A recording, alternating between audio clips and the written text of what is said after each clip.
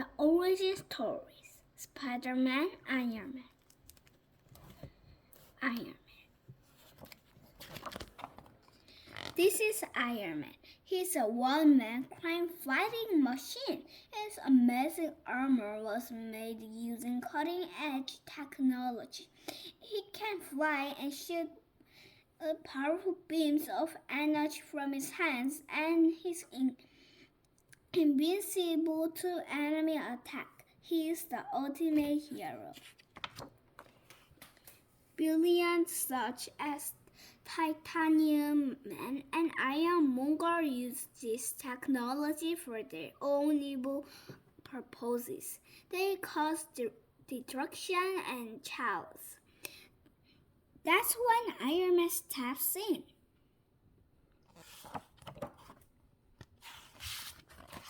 Iron Man has many enemies, and he has many imitators, but he has no equal. No one is strong enough to defeat him. But it wasn't always like this. Iron Man's armor wasn't always this sleek or this powerful. He wasn't always able to defeat billions this easily. In fact, when he first became to Iron Man, his armor didn't even shine. But if you really want to know how Iron Man was born, we need to start with the man behind the mask. We need to start with Tony Stark. Once, Tony was just a regular guy, but a very rich one.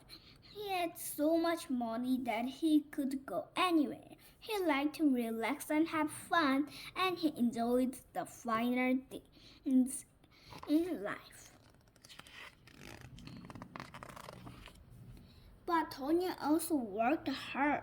He was a brilliant inventor and knew a lot about science. He especially liked to work with in magnetic fields. Using them, he created a powerful new energy force that he called repulsor technology. The military was interested in Tony's work and invited him to visit a secret army lab.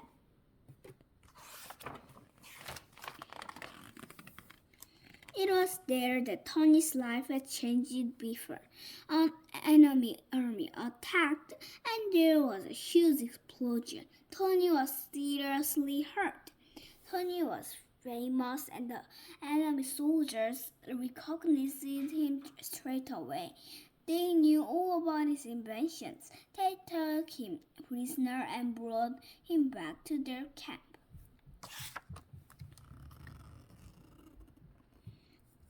Then they tossed Tony in prison cell filled with electronic and mechanical equipment and told him to get to work. They wanted him to create a mighty new weapon for them, but Tony felt sick and weak. And before the enemy soldiers left the tiny cell, they told Tony that his heart had been hurt in the blast. He did not have much longer to live. Tony soon found he was not alone in the cell. The enemy had captured another famous scientist, Professor Jansen. The enemy wanted the two men to work together on the great weapon. But Professor Jansen had other ideas. He had thought of a way to keep Tony alive. The two men worked tirelessly to create something that would save Tony's life.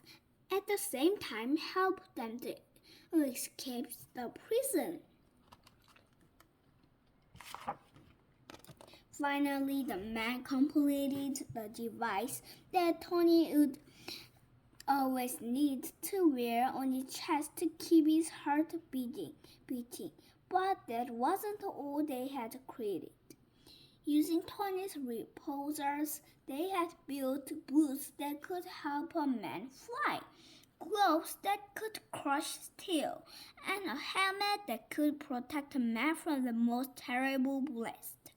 Tony put on the armor, and he proved that no walls around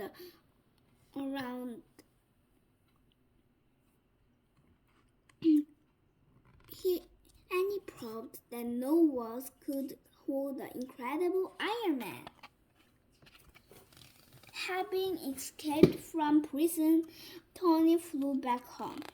But almost as soon as he got there, he realized that he could now help where others couldn't. Tony to the rescue! He was strong, unstoppable, frightening, maybe a little too frightening. Tony had an idea. He thought that Iron Man needed something as smooth and stylish as he was. He needed to create a lighter suit. All he needed was for his chest plate to remain attached. Anything else could be changed. Tony perfected his armor, and the indestructible Iron Man was born again. And as Iron Man, Tony never stopped fighting. He protects people at home and around the world. And when he's not fighting for justice as Iron Man, Tony runs his company Stark Industries. Stark Industries might need Tony to be a businessman, but with new billions attacking every day, Tony is always ready to put on his mighty armor and become the invincible Iron Man. The